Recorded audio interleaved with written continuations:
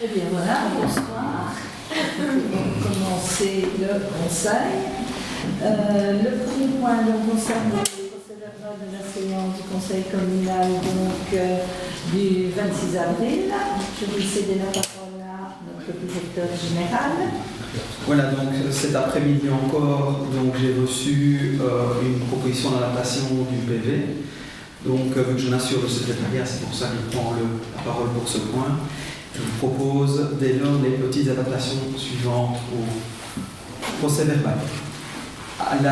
Au point 3, qui concernait les bornes de rechargement électrique pour vélo, je propose d'insérer une remarque en début de point, une remarque liminaire, stipulée comme suit. Afin d'éclairer plus amplement les conseillers, la province de Liège communique la fiche technique du rack sécurisé de rechargement pour vélo électrique retenu dans le cadre du marché.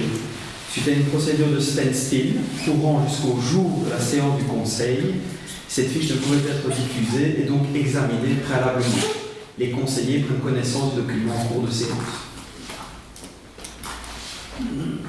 Concernant le 13e point, qui est à relever suite à des questions orales et interpellations des conseillers, le sous-point 1, qui concernait l'état de la rue Joseph Rozou, ne sera pas adapté, puisque en séance, il n'a aucunement été fait mention d'un marqueur temporel en cette séance du 26 avril. Par contre, le point 2 sera adapté comme suit. Le passage, ce dernier, donc M. Van Severen, ici en l'occurrence, a reçu un accord du collège avec invitation à payer un montant de 190 € et qui, selon M. Van Severen, ne correspond pas au tarif applicable de l'association de la commune fixé à 120 €, serait modifié par ce dernier a reçu un accord du collège avec invitation à payer un montant de 190 €. M. Van Severen notifie que ce montant ne correspond pas au tarif applicable de l'association de la commune fixé à 120 €. Le second passage, M. Van Severen ajoute que selon son interprétation, un parti politique est une association de fait et que le siège social des Coloberlo est situé sur le territoire communal serait modifié par M. Van Severen relève qu'un parti politique est une association de fait et que le siège social des Coloberlo est situé sur le territoire communal. Passer à... Je propose de passer. Au vote. Approbation du PV. Abstention, vous n'êtes pas là. Oui. Oui. Oui. Oui. Oui. Oui. Non. Oui. Oui. Donc on a 9 oui. C'est ça? Une abstention. Une abstention. Un non. 9 oui.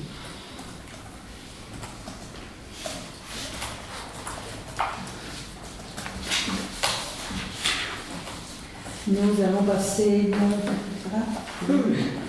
passer au deuxième point qui concerne donc un marché public, la mise en conformité électrique des bâtiments scolaires et de la crèche, approbation des conditions et du mode de passation. Donc, pour rappel, 2 marchés ont été lancés en 2021 pour la mise en conformité des bâtiments scolaires. Le premier a été soumis au Conseil communal du 28 avril 2021 pour approbation.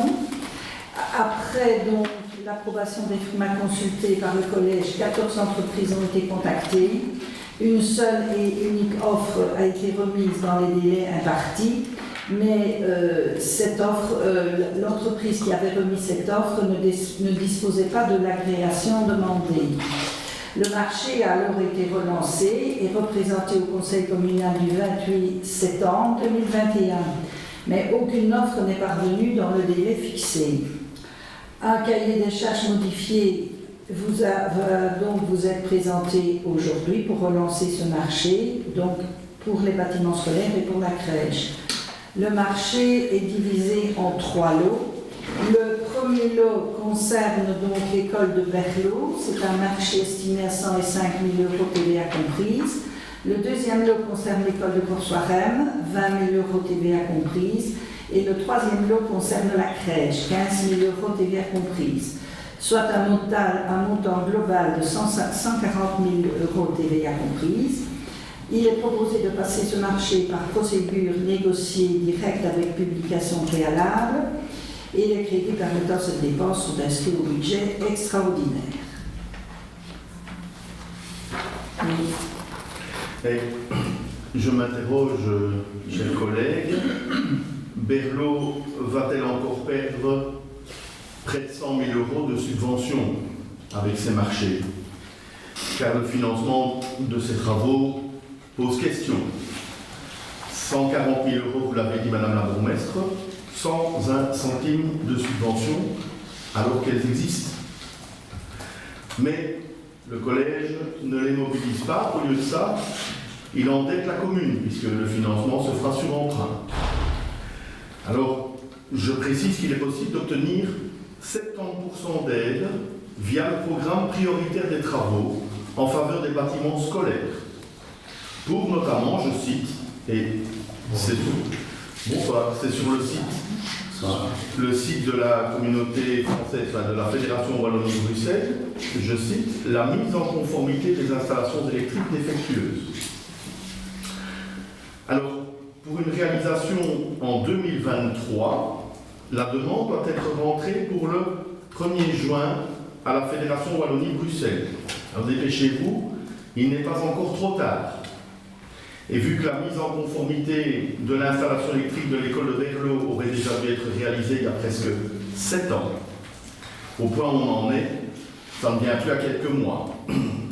Et pour la crèche, je vous informe également que le site du SPE propose lui aussi une subvention. Après, je n'ai pas creusé plus que ça, n'étant pas moi mandaté pour le faire.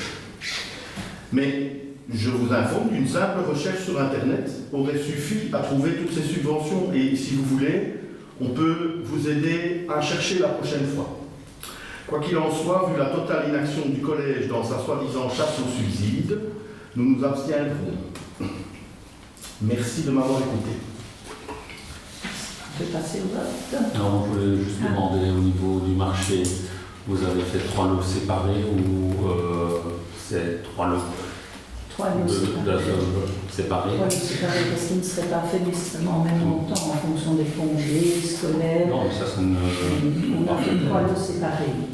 Okay. Puis en fonction de l'intérêt, je pense qu'ils peuvent effectivement répondre une partie à tout. C'est pour ça. Ok. Oui. Enfin, on a les subsides faisables très rapidement aussi. 80%.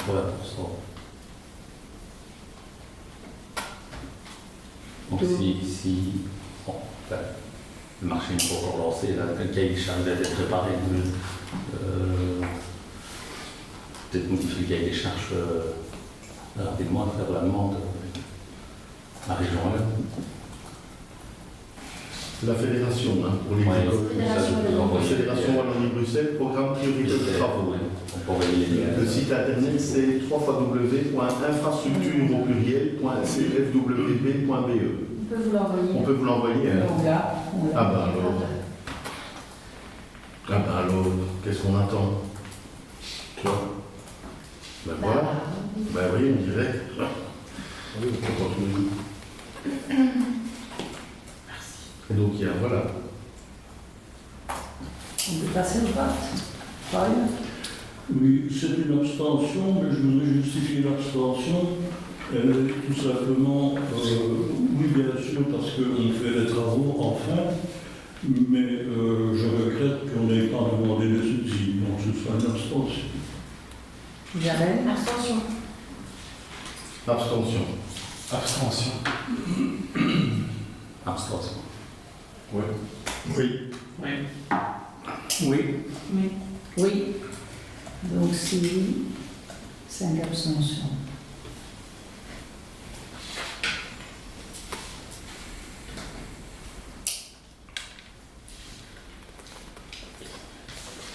Le troisième point donc concerne les finances et en particulier le procès verbal de vérification de l'enquête du directeur financier.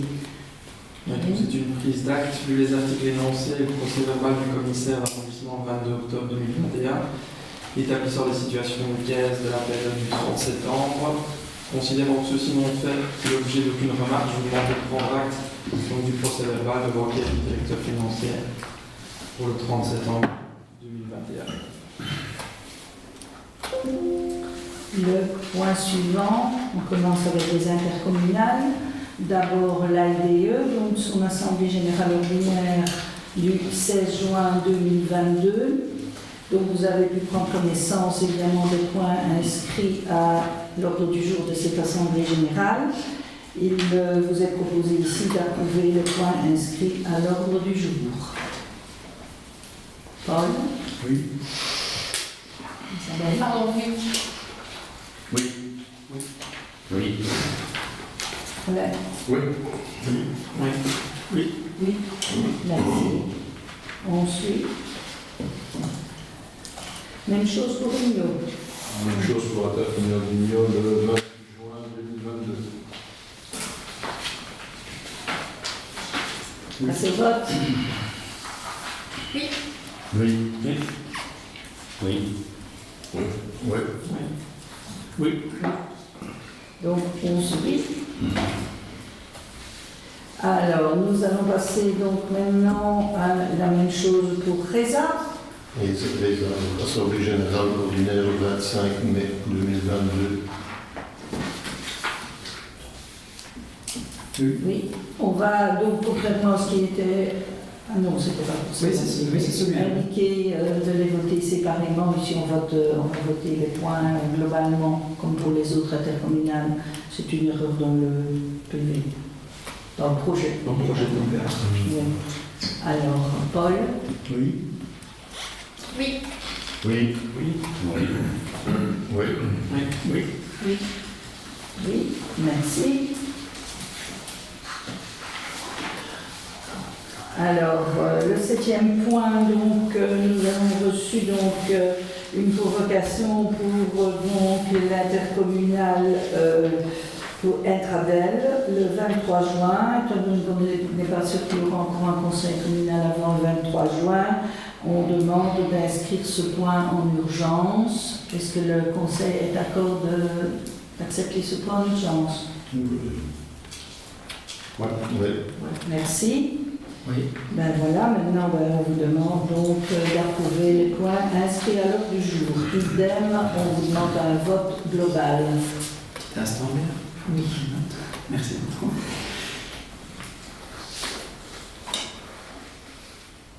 Je t'en prie. Alors, le vote, Paul? Oui. Oui. Oui. Oui. Oui. Oui. Peggy, merci. Ensuite, nous passons au premier point supplémentaire présenté par le groupe Écolo concernant le schéma de structure communale. Oui, c'est moi qui le présente. Donc, c'est revenu à plusieurs reprises au sein de cette assemblée.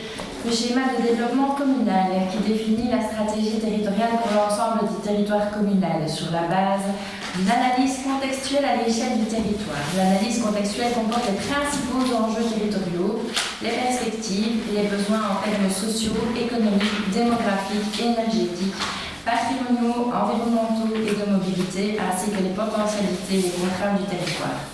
En gros, c'est un outil planétologique qui est destiné à avoir une vision à long terme. À court terme aussi, mais à long terme, c'est vraiment bien, dans la mesure où tout ce qu'on fait maintenant aura un impact à un moment donné sur la vie des habitants de cette commune. C'est un outil essentiel. L'approbation est conditionnée à la tenue d'une enquête, l'approbation par le gouvernement est conditionnée par une enquête publique large, qui actuellement n'a toujours pas eu lieu à Bréau. Or, le projet de gouvernement, c'était le 27 mai 2009. Le conseil communal ici a décidé le 9 mai 2016 d'établir un schéma de structure. Il a ensuite confirmé son intention en 2017, en 2018. Nous sommes en 2022 et il n'y a rien. Par contre, le collège en fait utilise régulièrement le schéma de développement, en tout cas l'utilise dans ses argumentaires et planifiés. Et je voudrais aussi parler de la CCATM qui avait émis des remarques.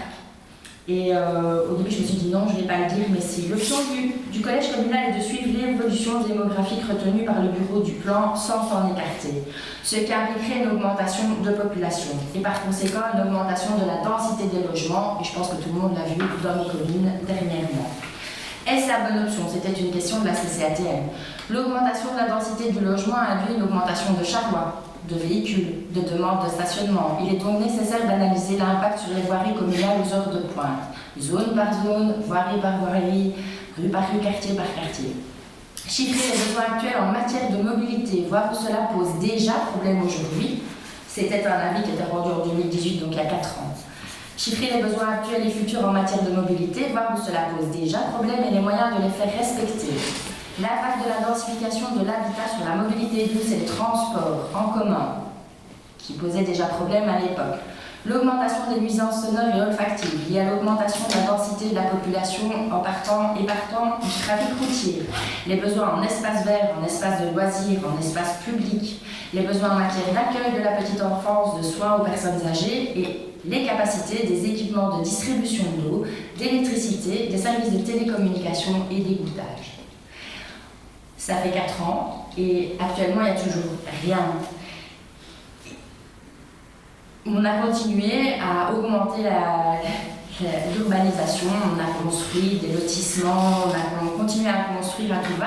Et la question à se poser, c'est, en tout cas ce qui m'interroge parce qu'on est revenu régulièrement avec une vision à long terme de notre commune, c'est finalement ce projet, au-delà d'une demande de notre part ou du gouvernement wallon, c'est comment voyez-vous la commune de demain en n'ayant pas cet outil à disposition, en n'y ayant même pas réfléchi.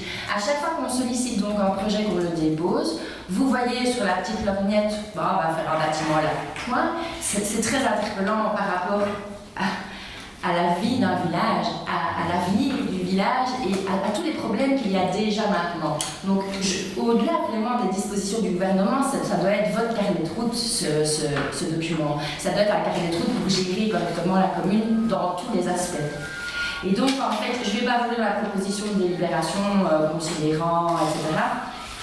Ce qu'on souhaiterait qu'il s'arrête, c'est que le collège communal cesse de faire référence à un projet qui n'existe pas dans ses décisions en matière de permis d'urbanisme. Tant que le schéma de développement communal n'aura pas été adopté par le gouvernement wallon, il faut arrêter d'argumenter vos autorisations à tout va comme cela. Il n'existe pas ce projet. Vous n'avez absolument pas sollicité les gens qui habitent. Et quand bien même vous ne les avez pas sollicités, il est plein des gens qui vous interrogent, qui vous interpellent sur des grosses problématiques. Vous n'en faites rien. Et alors de transmettre la présente délibération aux fonctionnaires délégués. Je vous remercie de m'avoir écouté. Contrairement à ce que vous affirmez, le projet de schéma de développement communal a fait l'objet de consultations préalables des citoyens qui ont eu l'occasion de donner un avis. Il y a eu une enquête générale de la population, il y a eu des rencontres de groupes de personnes ressources et il y a eu des réunions publiques. Le projet de schéma de développement communal a également été soumis à l'avis des services compétents, la DGO4, la CCATM, le pôle environnement et la région flamande. Il n'a pas non plus éludé les balises fixées par le gouvernement wallon. Le projet de schéma communal est non seulement conforme au schéma régional, mais aussi au schéma de l'arrondissement du Marais et de la province. L'avant-projet est pratiquement conforme à tous les désirata de la région. Ah, là, vous parlez de l'avant-projet. L'avant-projet. Si vous parlez de projet, non, l'avant-projet.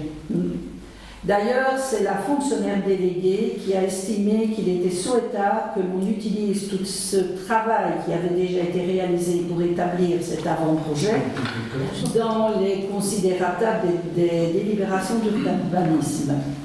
En ce qui concerne la CCATM, il ne faut pas oublier que son avis est un avis consultatif. Des gens qui habitent dans nos villages. Consultatif. La fonctionnaire déléguée, comme on a dit, estime qu'il est souhaitable qu'on en tienne compte, même s'il n'est pas encore au stade de schéma, s'il est toujours au stade projet, qu'on en tienne compte dans les considérations des délibérations d'urbanisme. En quelle année ça a été fait? Je n'ai pas les dates ici. Ah ben ça aurait été bien. Parce qu'en fait, depuis 2018, rien n'a bougé. Et nous sommes en 2022. Alors entre 2018 et 2022, on peut répertorier les nouvelles constructions, les nouveaux lotissements qui ont poussé dans notre village. Je pense qu'il y a eu beaucoup de mouvements.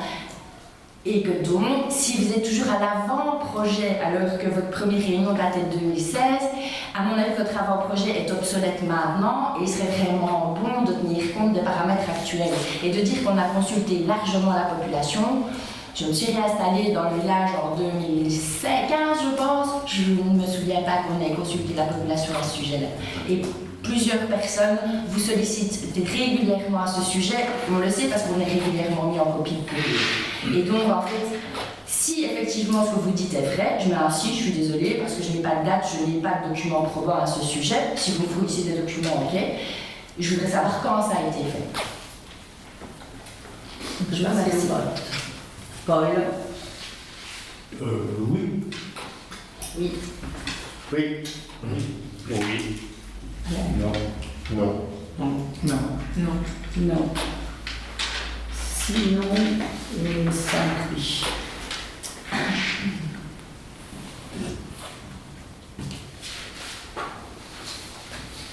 Alors, nous allons passer au point suivant, qui est un point supplémentaire du groupe écolo, mise en conformité de l'installation électrique du bâtiment de l'administration et du dépôt communal et analyse de risque des installations non conformes. Oui. Donc, on vient d'en parler, les installations électriques des 2 écoles ainsi que de la crèche et du bâtiment qui nous abrite ce soir sont non conformes et ces rapports de non-conformité ne datent pas d'hier. Le dernier rapport pour l'administration communale date de début 2021. Pour l'école de Berlot, l'installation aurait dû être mise en conformité au plus tard fin 2016 déjà. Je vous passe les autres. Et donc, ce sont des bâtiments qui hébergent aussi des travailleurs, ce ne sont pas simplement des habitations. Et donc, il y a non seulement le règlement général sur les installations électriques qui s'applique, mais également, de l'autre côté, le code du travail.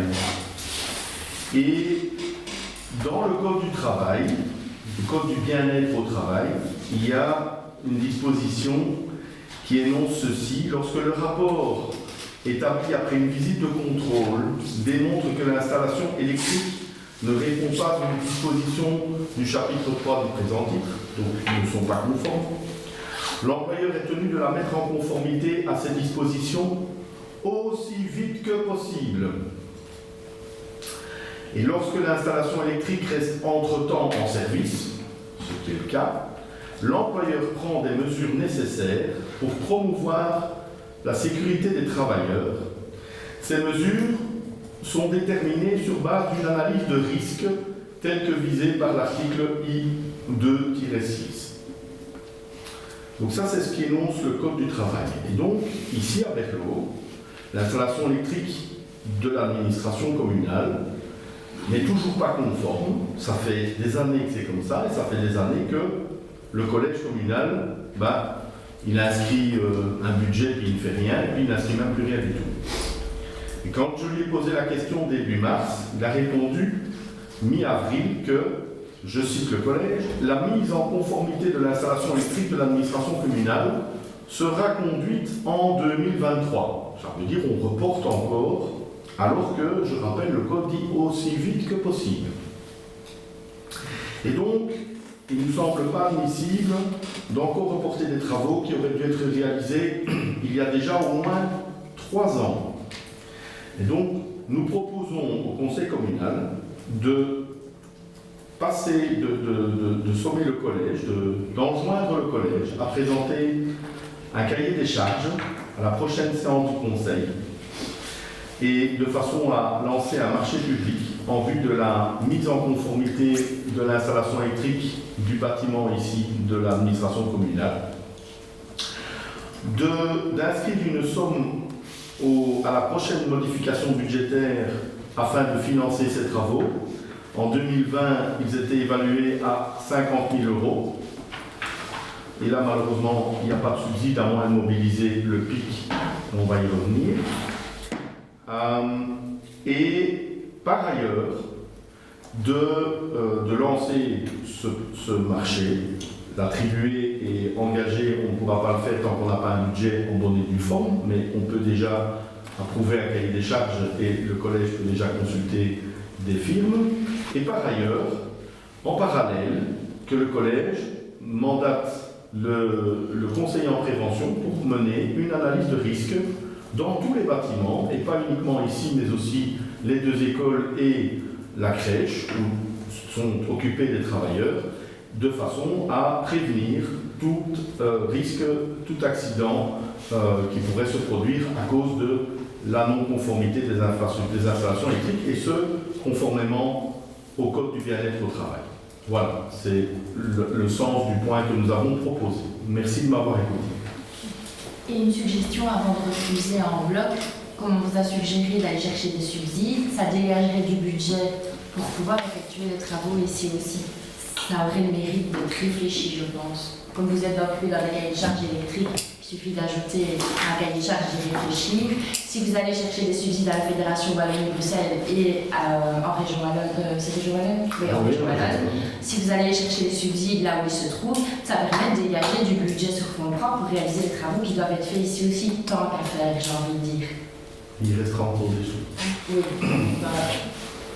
Dans la réponse qui vous avait été donnée donc, en date du 13 avril à votre question écrite, il a été mis donc, que ce serait conduit en 2023, mais il était précisé pourquoi. C'était la difficulté de trouver un opérateur pour la réalisation des travaux de mise en conformité qui nous a incité à être prudents et à prioriser les projets, considérant que la sécurité des enfants et l'importance de l'ouvrage restaient des enjeux cruciaux.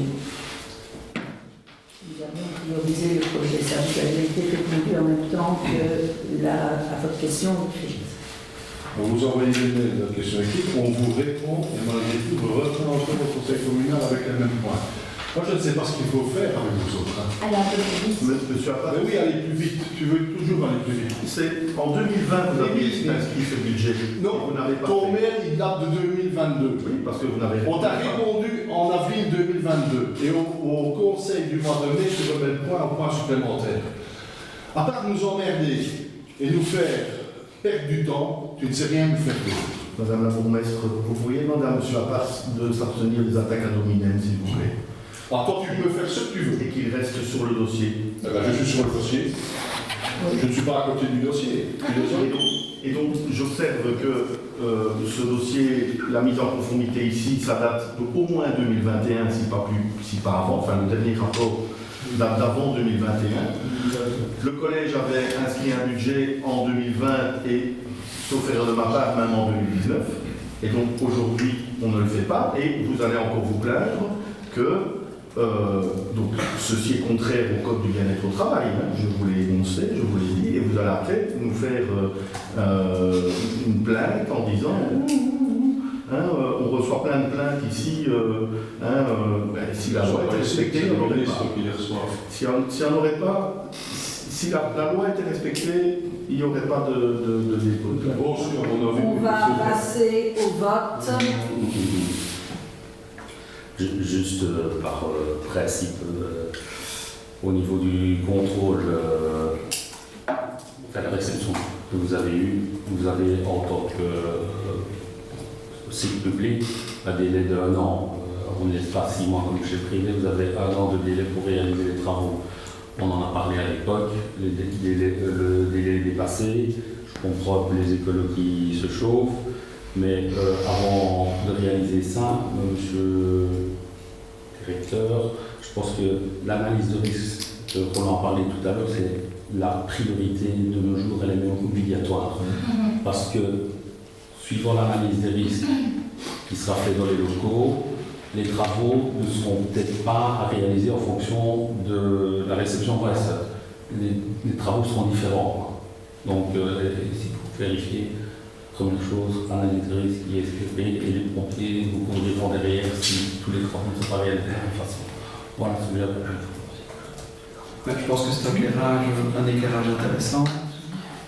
Quand vous parlez du code, entre guillemets du code sur le bien-être, ici les conseillers en prévention, donc il faut savoir qu'il y a quand même 2 conseillers en prévention, un pour les écoles et un pour l'administration communale. Et quand vous parlez d'analyse de risque, actuellement, voilà, ils sont en train de faire une série de missions. Donc, le conseiller en prévention pour la communauté désignée fin l'année passée, juste avant l'arrivée. Hein. Et donc, il y a toute une série de choses qui sont progressivement mises en place. Et au niveau des écoles aussi, enfin, je nuance sincèrement votre propos quand vous dites il y a certains risques, bien sûr, et les conseillers font aussi en interne le boulot. C'est pas qu'ils ne font rien, que ce soit pour le risque incendie, que ce soit pour le risque électrique, que ce soit toute une série de risques qui sont ouverts par ce qu'on appelle l'analyse de prévention, ils sont quand même derrière et il y a quand même un travail qui est opéré. Maintenant, c'est un travail qui se construit. Voilà, moi, monsieur Saint-Jean aussi en 2021. Donc les deux sont arrivés c'est quoi, milieu de 21 et à fin de 21. Parce que lui, il avait déjà la formation. Il avait déjà la formation, tandis que le conseiller de prévention communale, il est aussi en formation. Voilà. Alors, on peut passer au vote. Oui. Oui. Oui. Oui. Oui. Non. Non. Non. Et nous avons 5 oui, 6 non.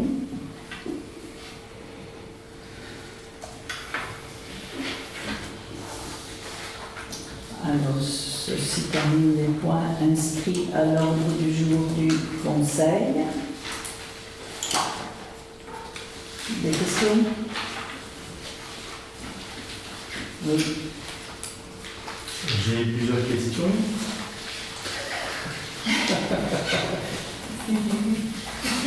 Reste calme. La première, quand aurons-nous le compte communal? Normalement, il aurait dû être présenté au plus tard fin de ce mois. Ce sera le mois prochain.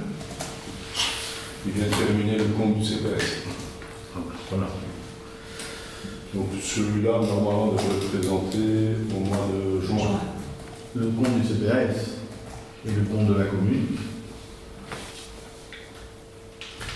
Bravo, mais c'est Moi, je demande Il de la travaille. commune qui suffit pas. Il travaille. Ah, on y travaille. Donc il y travaille. Non. Que le directeur Ok. aussi. Alors, deuxième question. Des appels à projets dans le cadre du plan d'investissement communal, plan triennal, et désormais également le plan d'investissement de mobilité active communale et intermodalité. Pour le plan, pour le triennat 2022-2024. Donc ces appels, les projets sont à rentrer pour fin juillet ou plus tard. Donc le collège a reçu les courriers déjà en janvier. Il y a, je rappelle, 200 000 € de subvention à la clé. Et donc je voudrais savoir quand les projets seront présentés au conseil.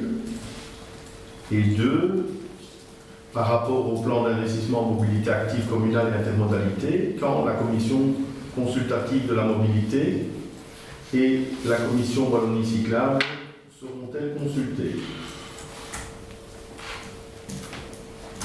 Prenons note. Alors, on va encore prendre note. J'ai une troisième question. Et là, troisième paquet, troisième sujet. Et là, j'ai 4 questions à poser au collège par rapport au curage des fossés et des égouts qui nous a occupés le mois dernier. Donc, dans un article de l'Avenir, du 14 mai, il se voulait apporter des précisions par rapport au dossier.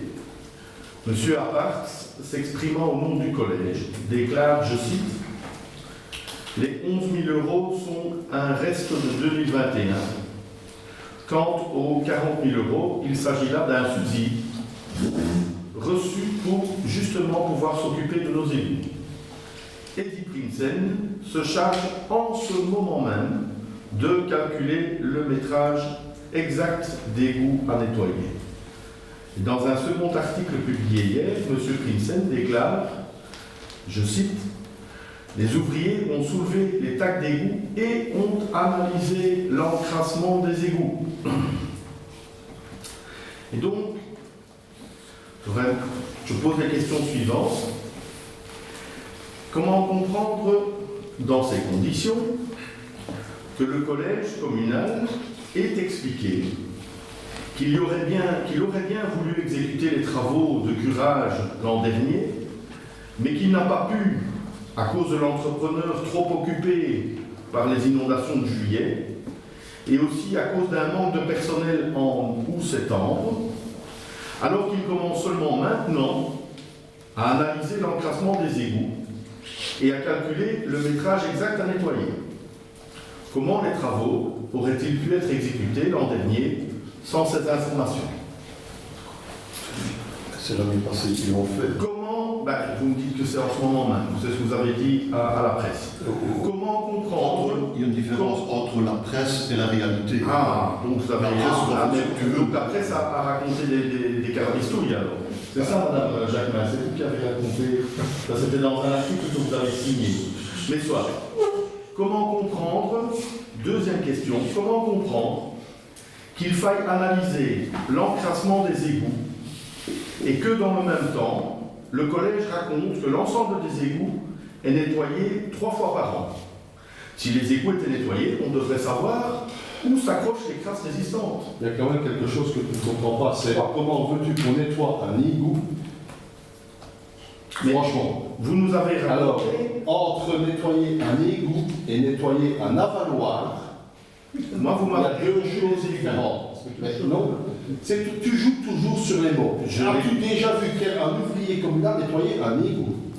Je vous ai posé la question. Un ouvrier communal s'est soulevé une attaque d'égout, un avaloir, et nettoyer un avaloir, oui.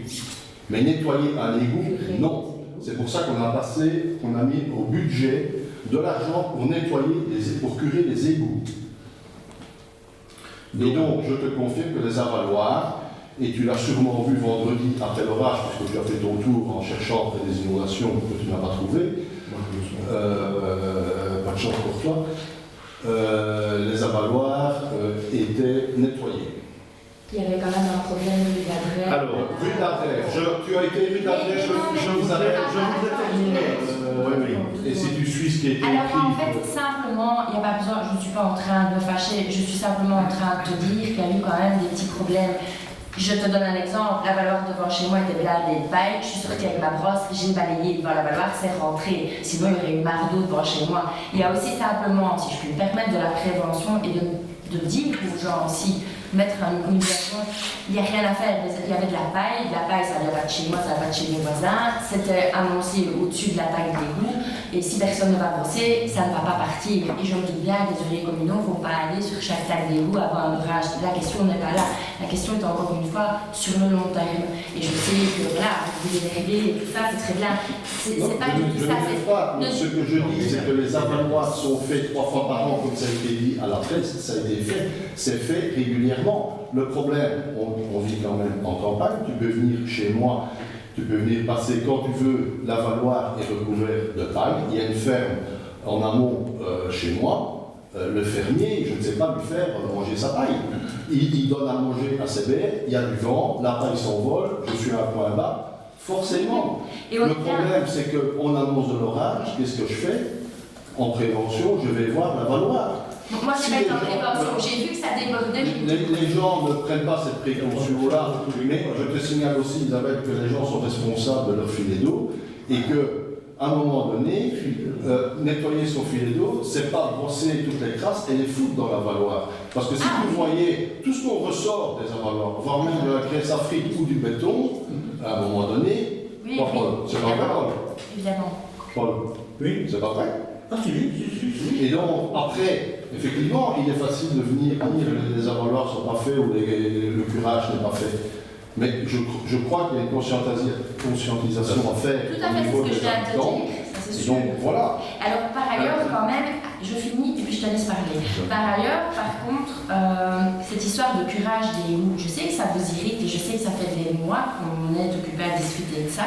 Il n'en reste pas moins que même s'il n'y a pas eu d'inondation, il n'a pas été fait son tour. Si. Ça nous a été rapporté par les ouvriers. Mais non, il faut arrêter un petit peu. Ça montre toujours un impact. La seule chose qu'il y a à se dire, c'est que même s'il n'y a pas eu de gros embarras, je pense qu'on a tous pris notre voiture à un moment donné pour aller au travail, etc. Le lendemain, des colliers de boue, on a eu. Et pourtant, c'était un petit orage. Des coulées de boue dans les chemins, il y en a eu. Des coulées de boue sur la route, il y en a eu. C'était pas important, mais il y en a eu. Et donc, cette histoire de curage d'égouts, elle est vraiment importante pour notre village. On ne va pas encore se retrouver, effectivement, ni vous, ni nous. On a envie de se retrouver avec des riverains qui sont de nouveau inondés. Et donc, il y a des points stratégiques qui ont déjà été à plusieurs reprises épinglés dans divers rapports, au-delà du travail que les ouvriers communaux font, vraiment aller avoir un point d'attention particulier sur ces points-là. Les jardins de Berlot, devant les jardins de Berlot, je conduis mon fils tous les jours à voile, il y avait des coulées de boue devant les jardins de Berlot, et je me suis dit, c'était un tout petit orage. Un tout petit. Donc voilà, alors, ça peut vous irriter, le but n'est pas du tout de vous irriter. Ça ne m'irrite pas, Isabelle, le problème, c'est, et tu peux demander à Alex, il a géré le dossier pendant tout un temps, c'est Oui, mais je qu'il a eu sais, un j'ai contact déjà eu des avec les agriculteurs, va discuter avec l'agriculteur qui exploite la terre au-dessus, enfin juste en face des jardins de Berlot. On a mis des ballons, même avec des barres à béton. On va voir où ça en est aujourd'hui. Il n'y a plus rien. Pourquoi? Avec les Et agriculteurs. il a tout enlevé. Et il refuse qu'on prenne 1 cm² de sa terre. Mais il y a des dispositions légales pour pouvoir faire les choses. À un moment donné, je sais, c'est peut-être confrontant, etc. Mais vous avez des moyens légaux à votre disposition. À un moment donné, s'il n'y a pas moyen d'être entendu de la meilleure façon qu'il soit, prenez les dispositions. Ou sinon, vous prendrez des riverains entre un agriculteur pour qui vous devez prendre une disposition et une rue des riverains qui sont inondés. J'ai envie de vous dire qu'il y a un choix quand même stratégique à faire. Donc voilà. Maintenant, ceci dit, avec la meilleure volonté des ouvriers communaux et le meilleur travail qu'ils puissent faire, si vous n'avez pas un pont et un lavage de vos sperputes, de vos caniveaux, vous ne saurez pas nettoyer convenablement. Ça, c'est pas possible. C'est pas avec une bêche qu'on sait nettoyer un avalloir. Il faut que ce soit aspiré, il faut que ce soit lavé, il faut que ce soit fait correctement. Mais avec une bêche, avec la meilleure volonté qu'ils ont, je ne discute pas ici sur le avec la meilleure volonté, vous ne sauriez pas. C'est pas possible. Je voudrais dire des endroits où vous ne savez pas. Je vais pouvoir continuer parce que Oui, je vous en prie. Oui. Je t'en prie. Juste pour un peu éclairer ma mémoire au niveau du curage, est-ce qu'on n'avait pas fait, vous n'aviez pas fait un marché en 2020 pour 2021. Justement, ils doivent s'en faire. mais rien n'avait été réalisé en 2021. On a expliqué pourquoi. Dans une inondation. Dans quelques fois, parce que Pineur a dit sa femme. Parce qu'il est occupé avec les inondations de Liège. Et donc maintenant, il devient quand? Il est venu. Il est venu ici, on a eu réunion. ouais, Il est venu Une réunion.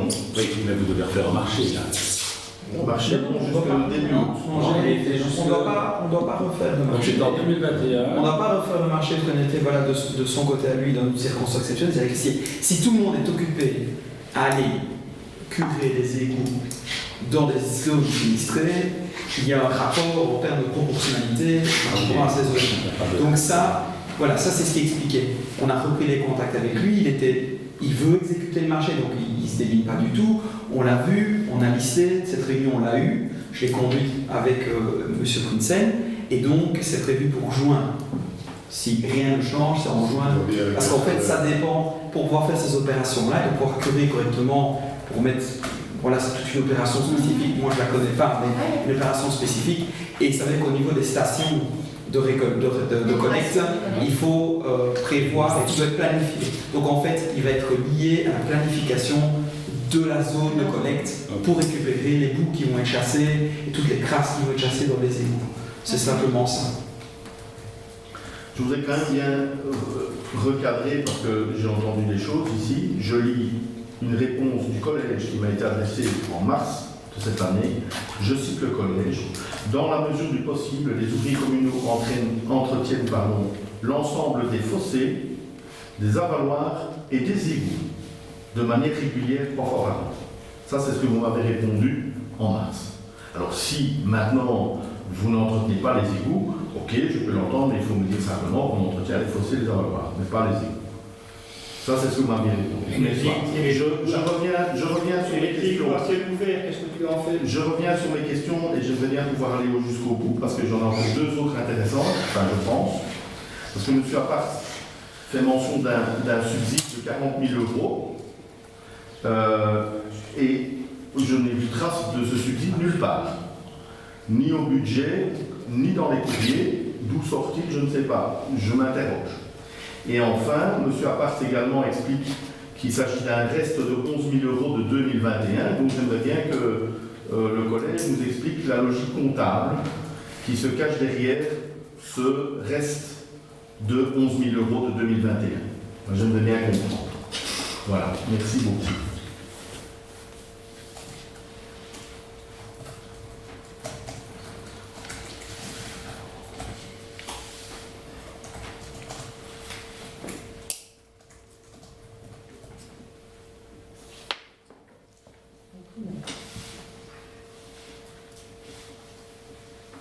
Eh bien, ceci.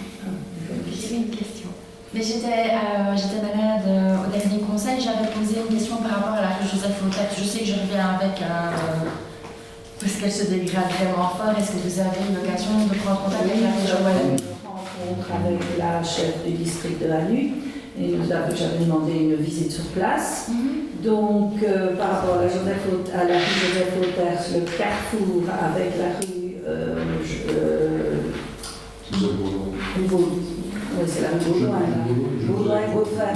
Oui, Le carrefour va être refait cette année. Ah, ça c'est bien. Et alors nous avons demandé que la traversée qui avait été mal refaite et qui occasionnait des désagréments aux riverains parce que les véhicules faisaient des vibrations, que ça soit refait en même temps, et ça va être refait en même temps. Donc cette année.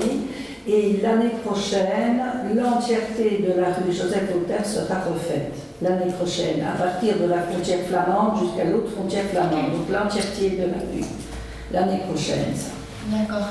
Et c'est la région qui s'occupe de ça. Ah oui, c'est une Et oui, c'est ça. régionale. Ok. Super, merci. Ainsi que l'ensemble du carrefour.